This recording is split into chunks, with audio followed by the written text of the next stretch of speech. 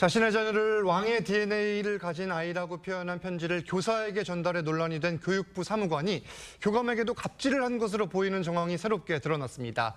이 내용과 함께 다양한 이슈들 하나씩 짚겠습니다. 네, 최병묵 시사평론가 계속해서 함께하시고요. 승재현 형사정책연구원 연구위원 새로 모셨습니다.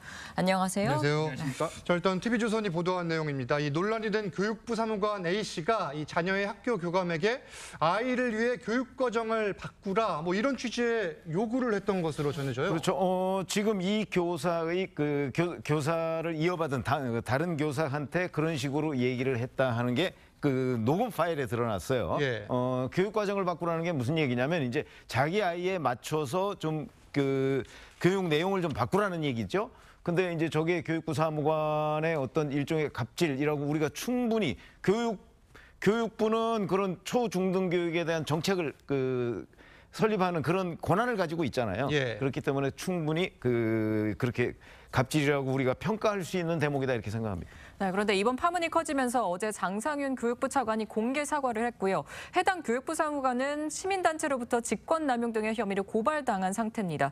이게 갑질이 정확히 좀 포착이 되면 정황이 밝혀지면 처벌이 어떻게 되는 건가요? 제가 만약에 이 사건을 수사하는 경찰이라면 일단 지금 나와 있는 여러 가지 어떤 말들이 있잖아요. 그 말 속에 혹시 모욕적 언사가 있느냐. 두 번째, 거기에 사실에 적시를 한 명예훼손의 사실이 있느냐. 세 번째, 사람에게 폭행 협박을 해서 그 사람에게 의무 없는 일을 했다면 강요죄. 그리고 이 사람이 공무원이니까 공무원으로 직을 남용했으면 직권남용죄. 이런 건 좀 들여다봐야죠. 제가 언제나 말씀드리지만 공무원이 가지고 있어야 될 제1의 덕목은 국민을 위해서 봉사하는 거지. 모르겠습니다. 자기 아이를 사랑하는 건 부모의 기본적인 마음이겠지만 이렇게까지 왕의 DNA가 있다라고 교감에게 교육 과정을 바꾸라고 이야기하는 거는 다소 부적절한 걸 넘어 아주 부적절하다고 그렇게 말씀드리겠습니다. 상당히 부적절하다 뭐 이런 평가이신데 이 교권 침해를 호소하는 교사들의 목소리 계속 커져가고 있습니다. 이 학부모의 무리한 요구에서 교사들을 보호하기 위한 방안들, 아이디어들 계속 나오고 있어요. 그렇죠. 그런 것들이 이제 응대 거부권이라든가 아니면 답변 거부권. 그래서 이제 그 학부모들이 교육 활동과 별로 관련이 없는 이런 부분에 관해서 계속 민원을 제기한다든가 전화를 한다든가 할 적에는 답변을 안 한다. 이런 거거든요. 아니면 아예 응대를 안 한다. 이런 부분인데 이게 이제 얼마나 실효성 있는 조치일까? 이런 부분은 조금 의문은 들어요. 예. 그러나 적어도 그 교권을 보호하기 위해서 이러이러한 장치들이 있는 것과 없는 것은 좀 차이가 있겠죠. 그런 점에서 본다면 예. 기본적으로는 소통을 통해서 해결해야 되겠으나 여하튼 교권 보호를 위해서 지금까지 어찌 보면 학생 인권을 보호하기 위해서 많은 장치들을 해놨는데 교권 보호를 위한 장치들은 다소 좀 소홀했거나 아니면 그전에 없었던 적이 있었거든요. 예. 이제 이런 부분을 다시 보완하면 어느 정도 좀 균형은 맞지 않을까 이런 생각은 듭니다. 승 의원님은 어떻게 보세요? 교권을 보장하기 위해서는 교권에 제대로 내용이 들어와 있어야 돼요. 그런데 예. 지금같이 예를 들어 물론 산업안전보건법이라는 게 있어요. 그러면 산업안전보건법이 감정노동자잖아요. 그래서 굉장히 폭언이 하면 그 폭언으로부터 일단 물려주는 그러니까 그 장소로부터 떠나게 해주는 건 분명히 있는데 지금 가장 큰 문제는 교사를 지키는 건 누가 지켜야 돼요? 교감선생님이 지켜야 돼요. 교감선생님이 안 지키면 교장 선생님이 지켜야 되고 그거 안 지키면 교육부가 지켜야 되는데 교육부 공무원이 이러고 있는데 무슨 이게 교권이 지켜질 수 있겠습니까? 저는 개인적으로 예. 교권을 지키는 것 학생의 인권 매우 중요합니다. 이것도 지켜야 되지만 교권을 지키기 위해서 정말 학교가 해야 할 일과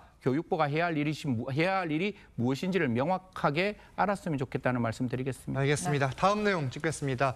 이 새만금 세계 스카우트 잼버리 대회가 지난 11일 막을 내렸는데 길을 가다가 보시는 분들도 있을 것 같습니다. 네. 상당수의 대원들이 여전히 한국에 머물면서 문화체험, 관광을 하고 있는데 예. 이 가운데 독일 대원 일부가 이 속리사 네. 주사를 찾았다고 해요. 40명이 딱 찾았어요. 예. 템플스테이 한번 해보셨어요?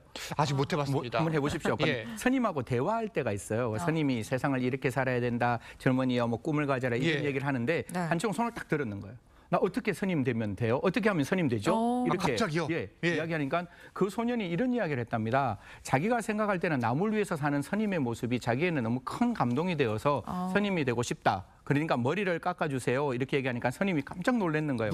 야, 이거 장난으로 그러면 안 돼. 라고 했는데 그 아이들은 정말 진지하게 이야기를 했다는 거예요. 나 한번 이런 어떤 세레모니를 하고 싶다라고 이야기가 나와서 선임들이 이렇게 삭발식을 했다고 하는데 정말 큰 감동이 되었을 것이고 그 독일에 있는 사람, 그 친구들은 다 그 스카웃은 고국에 돌아가서도 이런 이야기를 계속 다른 사람이 하지 않을까. 정말 다른 사람을 위해서 헌신하는 젊은이가 되었으면 좋겠다는 말씀 드리겠습니다. 특히 또 다른 국가도 그렇겠지만 독일 대원들이 이번 체험을 통해서 큰 감동을 좀 받은 것 같아요. 그렇죠. 아니 이제 속리산 법주사에 가서 이제 스님의 설법을 들었는데 그 스님이 이제 뭐 다른 것보다도 뭐 예를 들어서 뭐 우크라이나와 뭐 러시아 간의 뭐 전쟁, 뭐 이 피해자들을 위한 뭐 그 설법, 뭐 이런 것들을 했는데 지금 말씀하신 대로 바로 그 제3자를 위해서 뭔가 기도를 해준다는 거, 뭐 이런 부분에 아마 독일 스카우터들이 상당히 감동을 받은 것 아닌가. 그래서 이제 뭐 현장에서 뭐 출가하겠다 이렇게까지 얘기를 했는데 사실 이게 불가에서 얘기하는 출가는 우리 보통 그 다른 의미잖아요. 그렇죠. 그건 이제 속세를 떠나는 것을 의미해서 이제 그 법주사 스님들이 이제 말리기도 했다. 뭐 이런 그 후일담이 들리는데 뭐 정말 그 이제 스님들한테 감동을 받고 내가 귀의를 하겠다고 하면 할 수도 있는 거죠. 그렇죠. 그래서 일단은 뭐 출가는 아니고 저런 이제 삭발식으로 그 해서 일단 이제 그런 의식만 갖추었고 뭐 본인들이 정말 불교에 심취해서 뭔가 그 우리가 이른바 출가를 하려면 그건 이제 또 다른 절차가 필요하겠죠. 뭐 훈훈한 소식이 이어지는 건데 이 광주에서는 한 시민이 이 독일 대원들의 숙박비를 대신 내주는 일도 있었다고 해요. 그러니까 어떤 사건이 일어났는데 이 사건이 통역의 문제라는 걸 먼저 말씀을 드리고 시작을 할게요. 그래서 독일에 있는 그 학생들이 어떤 모텔에 묵었답니다. 그러면서 나가면서 청소하지 마세요. 우리 돌아올 거예요. 라고 했는데 이분은 아마 퇴실을 하는 거라고 생각하고 방을 낮추었는 거예요. 그러면 저도 옛날에 시험 치러 서울에 올라왔었거든요. 제 방이 시험 치는 과정에 한번 청소가 돼가지고 제가 너무너무 기분이 나빴었는데 그런 과정에 독일 쪽에 있는 스카웃이 오니까 방이 청소되어 있으니까 기분이 너무 나빴을 거 아니에요. 그래가지고 112 신고하고 옥신각신을 하게 됐고 거기에 이제 70만 원 숙박비가 있는데 숙박비를 환불해달라 이러니까 그 모텔 업주가 안 된다. 이건 환불 못한다라고 하니까 결론적으로 시민이 딱 보더니 아니야. 이건 그럼 내가 70만 원 환불해 줄 테니까 독일에 있는 스카웃에게 더 이상 돈 얘기는 하지 마라고 이야기를 했다는 거죠. 물론 그 사이에 있는 건 통역의 어떤 그 실수였지만 그 뒤에 일어나는 일에 대해서 시민이 이 부분에 대해서 정말 제대로 이렇게 독일 사람들에 대한 보상을 해줬다. 보상보다는 마음을 전했다는 그런 어떤 생각이 들어서 참 대한민국 아직도 여전히 살만한 나라다. 정말 대한민국 멋진 나라다. 이런 생각이 듭니다. 알겠습니다. 다음 주제 이어서 보겠습니다. 이 국제올림픽위원회 이제 IOC죠. 이 선수위원 선거에 나설 한국 후보로 골프 여제 박인비 선수가 사실상 확정됐는데 이게 사실 후보 5명 굉장히 쟁쟁했거든요. 그렇죠. 이게 만장일치라는 것도 저는 너무 놀랬고 어떻게 보면 박인비 선수 뭐 정말 탑의 그 골프 선수고 영어를 너무 잘해서 아마 어디를 가더라도 그런 문제에서는 전혀 문제가 없을 것 같아요.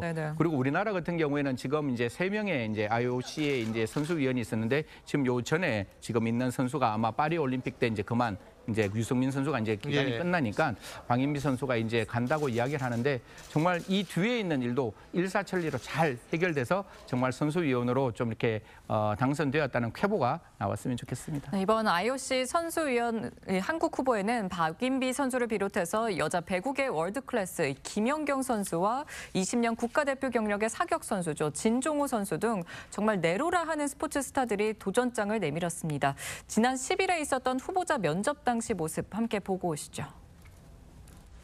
스포츠 영향력에서는 제가 또 다른 선수들에 비해서 스포츠를 전파할 수 있는 그런 영향력을 제가 가지고 있다고 생각하기 때문에 대한민국 국가대표로서 거의 뭐 한 20년을 생활을 해왔고 이제는 선수들을 서포트하는 삶으로서 다시 한번 꿈을 꾸고 싶어서 많이 조용히 준비하고 침묵의 암살자였잖아요 제가.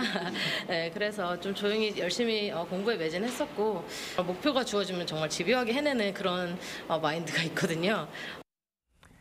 위원님이 방금 영어도 얘기하셨는데 박인비 선수가 그럼 이 경쟁자들을 제칠 수 있었던 또 비결이 뭘까요?